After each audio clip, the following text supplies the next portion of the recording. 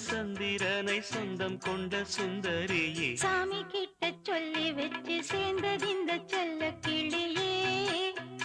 இந்த பூமியுள்ள காலம் மட்டும் வாழும் இந்த அன்பு கதையே முத்துமணியே பட்டு துணியே ரத்தினமும் முத்தினமும் சேர்ந்து வந்த சித்திரமே